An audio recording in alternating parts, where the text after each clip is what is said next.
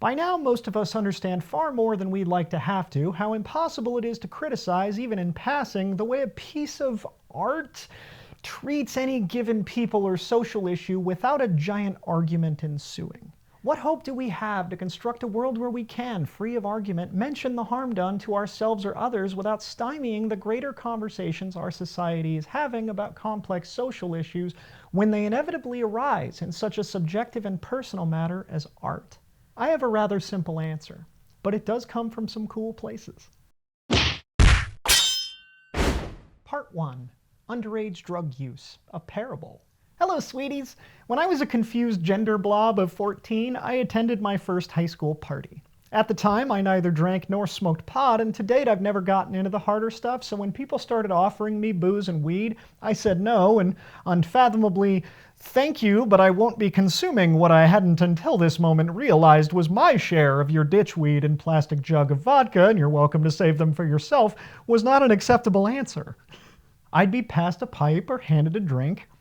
No thank you. And the response nearly every time was a narrowing of the eyes, a crook of the neck, and an extremely suspicious, why?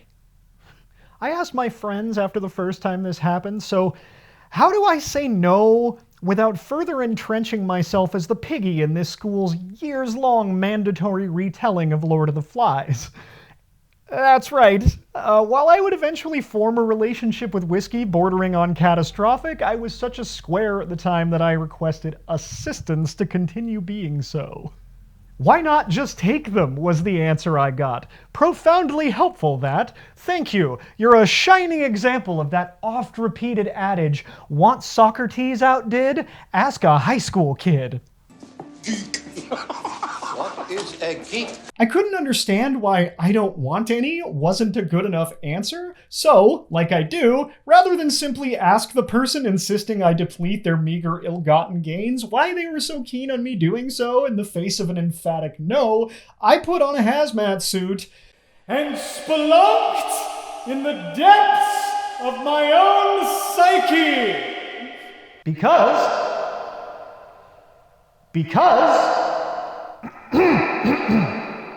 Because if somebody's being weird to me, it's definitely my fault, I definitely did wrong, and I am definitely bad, and should rake myself over the coals for not emerging from the womb with a master's degree in all of your impossible little social rituals. My speleological adventure was thankfully productive. I realized that I didn't want to drink or use drugs because A, both of my parents had in the past been drug addicts and one was a recovering alcoholic. And B, by 14, I'd already been smoking cigarettes for 4 years and resented how they had taken over my life and budget. It wasn't hard to imagine being unable to go without once I'd experienced going with. Got me about halfway there. So, bolstered by the fact that I'd already started and quit smoking pot by 13 and the romantic notion that tortured artists are routinely alcoholics, a fact I romanticized beyond all reason because my pre-transition self had already settled into the idea that I'd never be happy, I started drinking at those parties so I'd be left alone.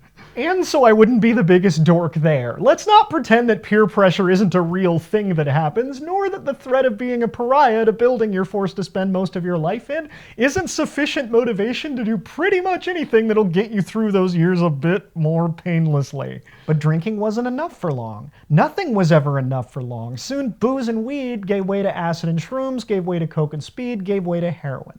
I asked my father, the former drug dealer, who the hell does heroin these days? And he told me, son, he didn't know, I didn't either. When I was dealing, nobody around here was doing heroin for the only reason anybody ever stops doing any one kind of drug. It stops being a cool thing to do. You can ban them, bust every dealer you want, but the only time a drug really drops from circulation is when you look like a total loser for doing it. I took note of this little pearl of dealer's wisdom.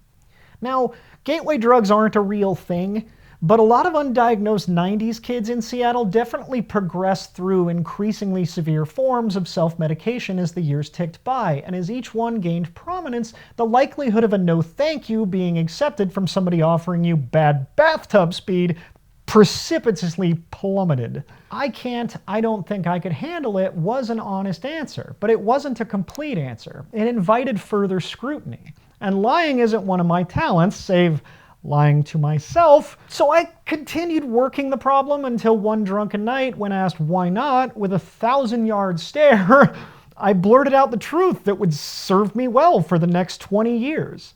Because I might really like it.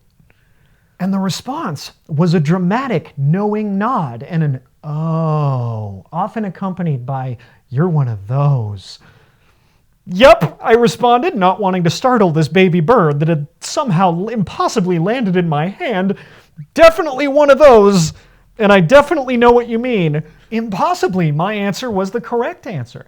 Nobody bothered me again after a while, as word spread that I was, evidently, one of those.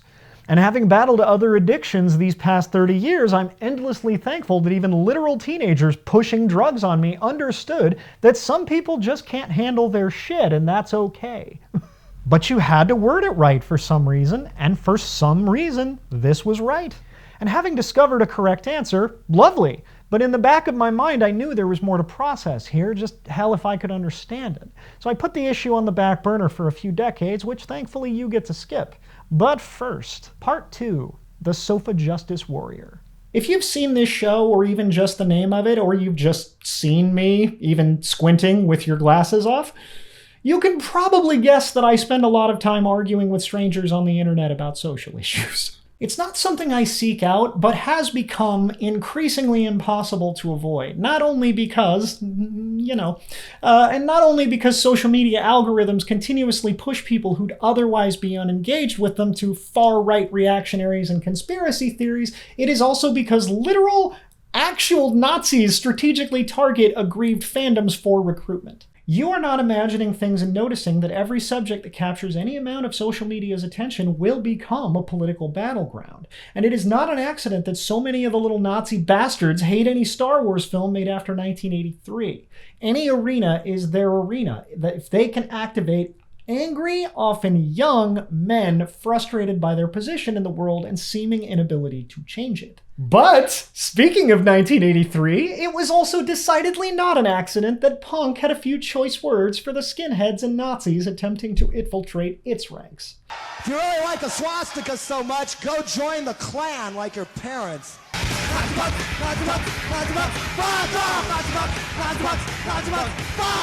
Large swaths of one community, one fandom, understood that to not enthusiastically and categorically reject those who would seek to do harm was to, through inaction, condone and endorse. Punk took a look at this bullshit and responded, absolutely not. Thing bad. Not the whole community, but enough of it. And while the dead Kennedys are not themselves paragons of social justice, different video from a different creator, the song's mission statement met its cultural moment on the punk scene head on. The song was not titled, "Nazi punks, please be subtler about the Nazi stuff and you can stay." No, Nazi punks, fuck off. It is vital to enforce boundaries in your fandoms, lest they be infiltrated by the absolute worst of humanity, seeking, often successfully, to bolster their numbers, dividing and conquering their way through subcultures and fandoms with the rallying cry of Nazis everywhere, "I'm just asking questions." So, like every other impotent white person who's discovered centuries-old oppression like so much Columbus and doesn't quite know what to do about it, I vote and I march and I caucus and I contact my representatives and I make this show. I talk about these things.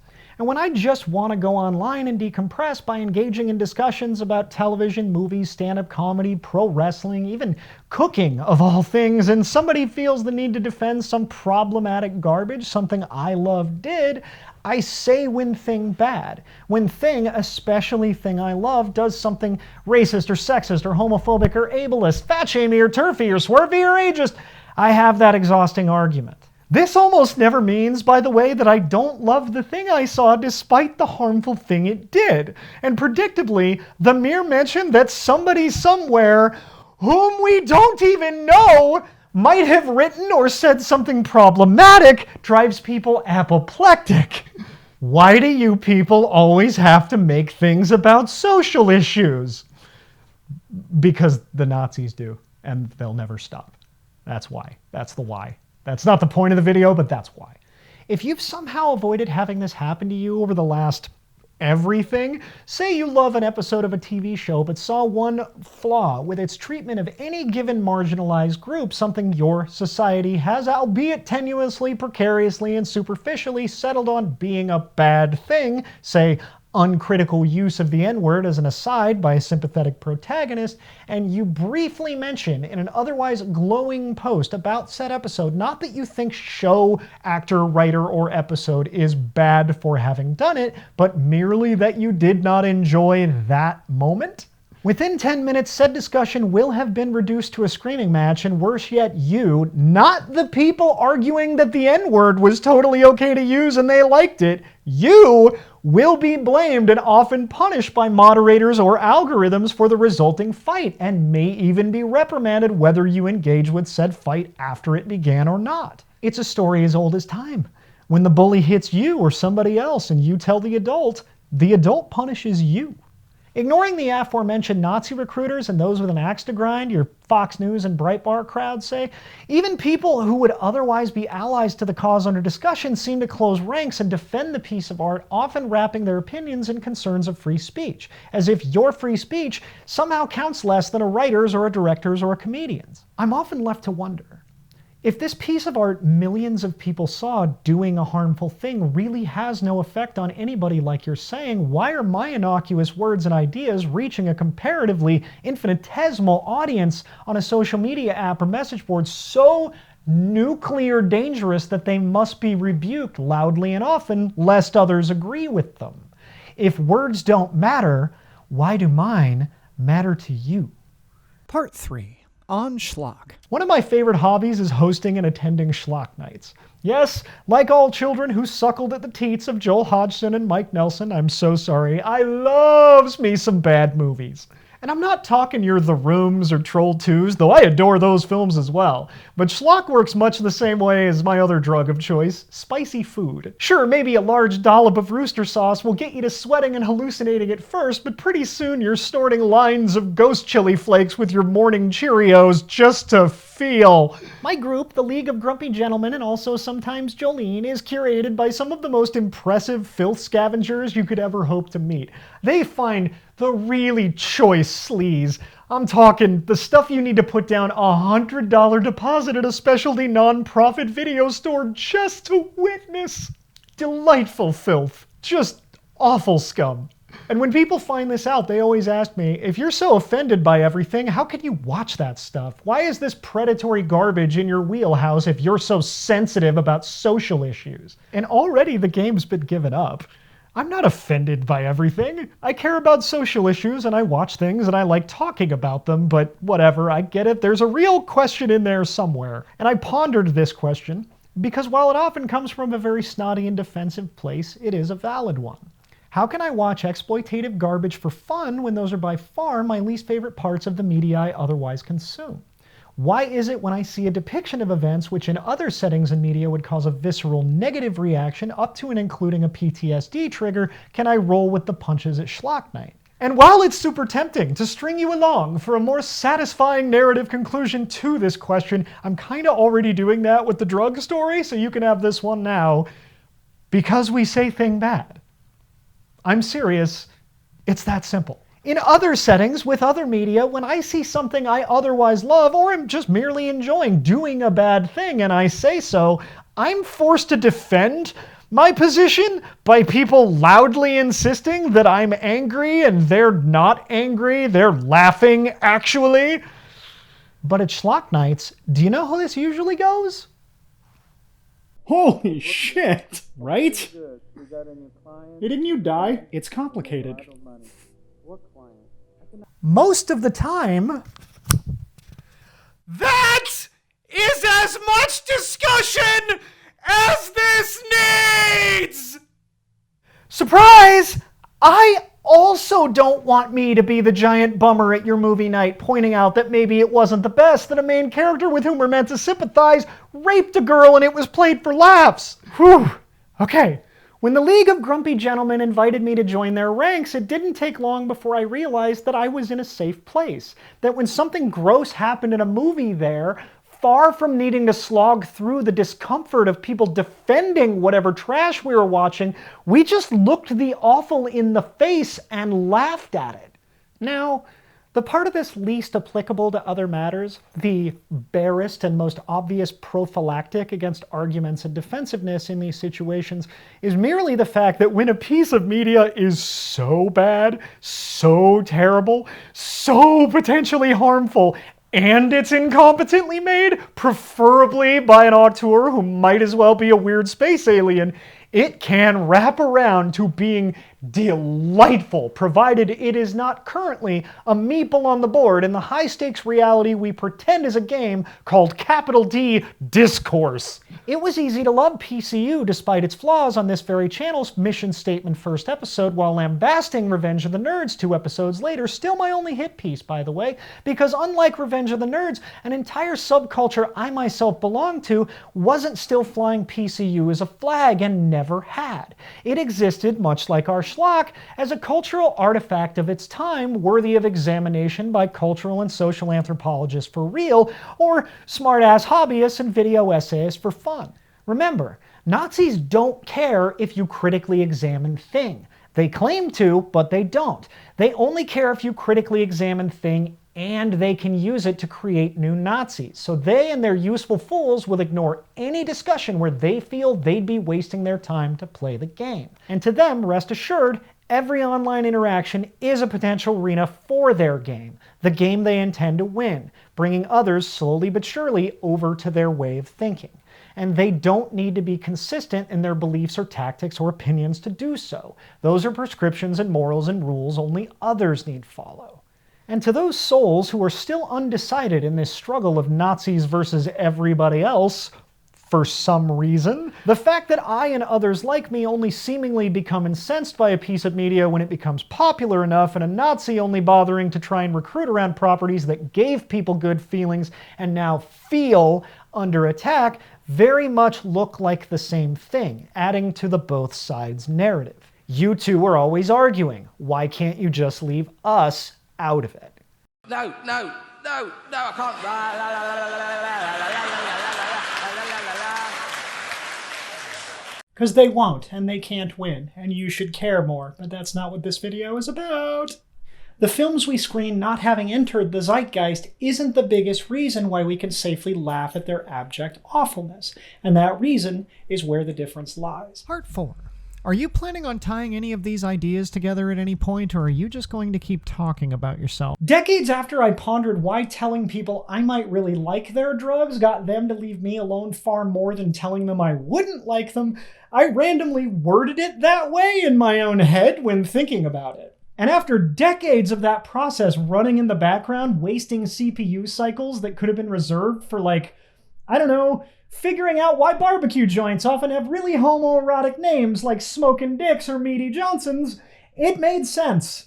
And the obvious, or rather obvious to people who can read social cues, became inescapable. When I said no, I wasn't turning down a generous offer to have a good time. I was making a value judgment on their choices. Every alcoholic in recovery can tell you the same story. You stop drinking and your mere presence, never mind your words or actions, causes others to ask themselves some profoundly uncomfortable questions. Oh shit, should I not be doing this? Am I drinking too much? Or for the wrong reasons? And the mind nearly always shuts that feeling down too freaking sweet any way that it can, but it usually goes with the fastest and least complicated. Life is hard enough, say. I deserve this. Who the hell do they think they are anyway? They're so sanctimonious, just sitting there quietly on their phone in the corner, petting the cat. The moment that tough question is even raised by one's own mind, by the presence of somebody making what you fear, not suspect, mind you, but fear, and to be clear, this isn't even what's really happening, might be a better life choice than you are currently making, fight or flight is engaged. The amygdala and hypothalamus are hijacked. In this state, a human being is effectively thinking without the use of their frontal lobe. On a long enough timeline, and I can say this with authority, a person in a prolonged state of fight or flight can literally hallucinate.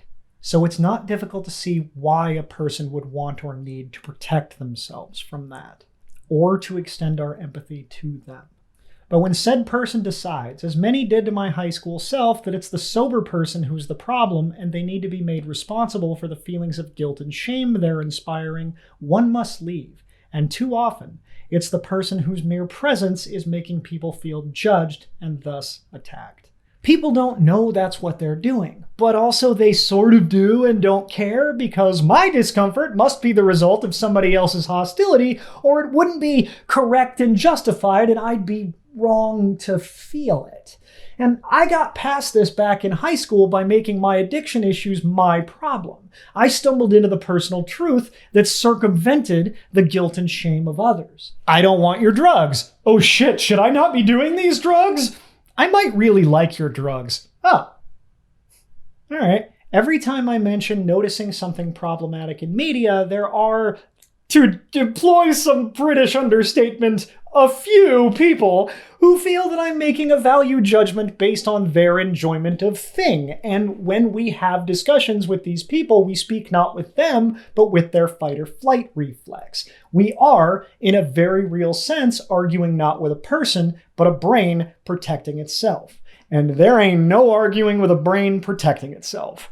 And while yes, there are few ways to tell a human being who benefits from power structures that have been in place their whole lives and beyond that they should reject the world that holds them up as the most important people that will not be met with any kind of fight or flight response, more to the point, and a piece of information I feel is often left out here, is that people largely aren't merely responding to the idea that white people or straight people or cis people or anybody of any level of privilege are the best. They're panicking about the idea that as people of privilege, we should be working to dismantle the system that enforces this falsehood far more than we probably are. And the amount of work that's too much for us to bear is, all too often, literally any. You can't abstain from eating meat without meat eaters believing you think they're morally inferior to you.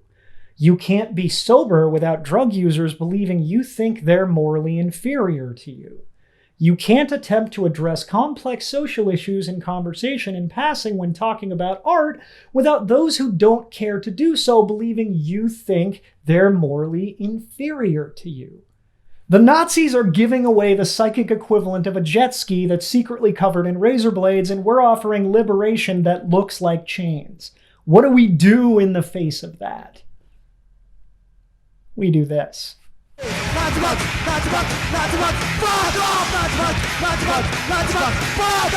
And they won't fuck off, by the way.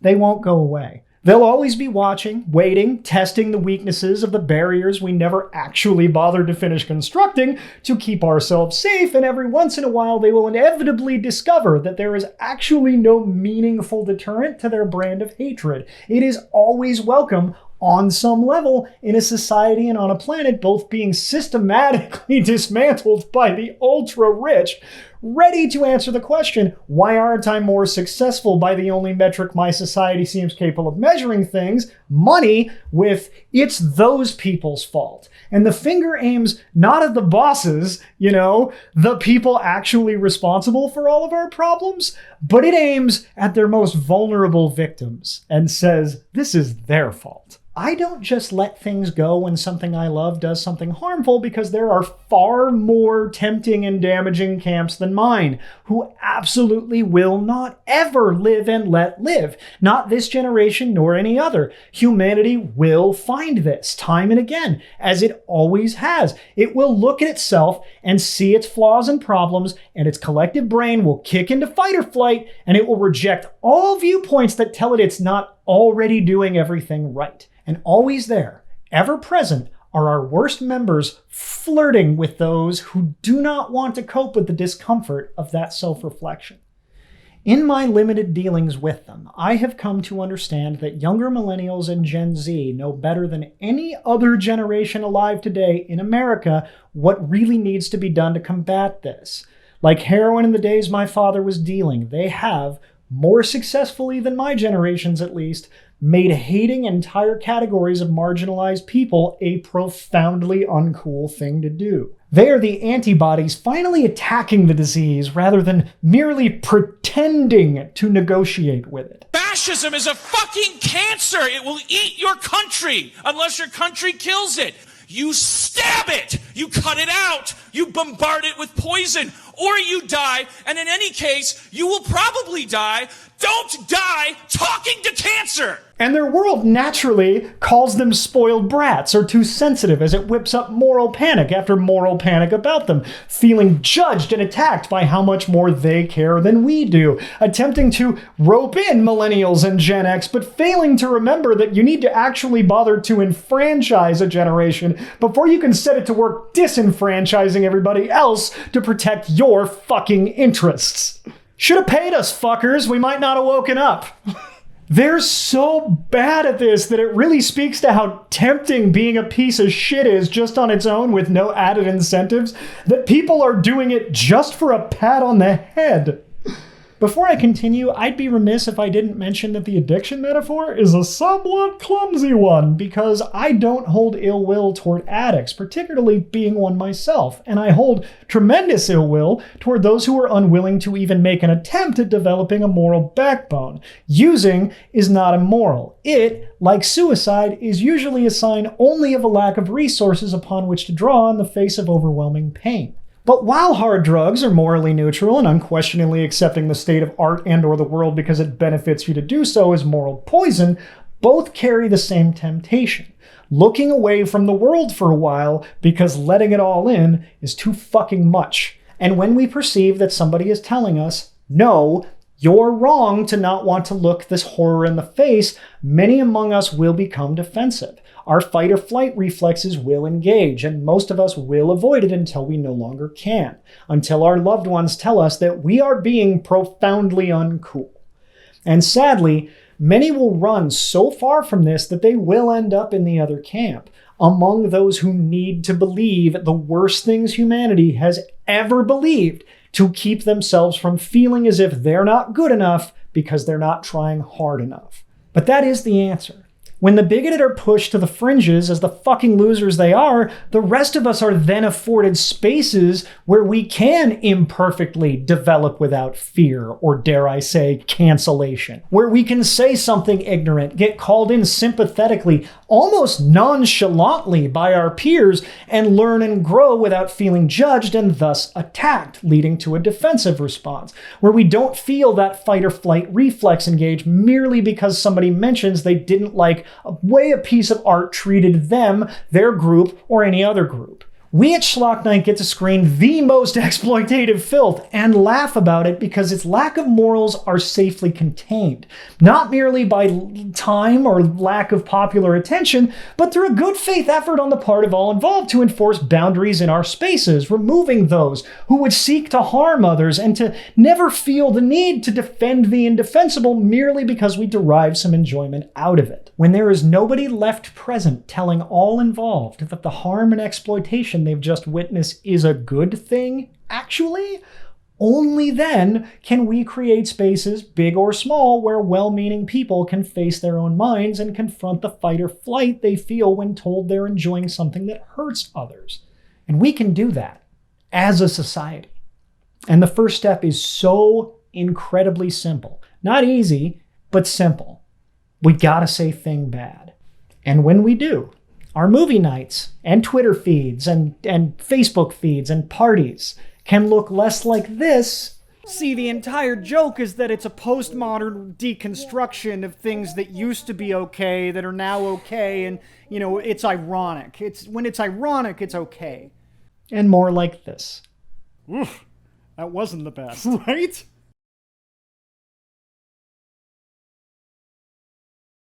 You made it! Welcome to the end screen! Thank you for watching. I would like to grow this channel, so please consider liking, subscribing, hit the bell, all that good stuff YouTubers always ask you to do to help us out. And commenting isn't just for vague compliments about what I might have gotten right and flame wars about what I definitely got wrong. It's also a chance for you to add your own take. I only ask that you treat the comments section like a dinner party. Would you say what you're about to say at a dinner party? If so, shoot your shot. If not, maybe keep it to yourself. Until next time, thank you again, and be excellent to each other.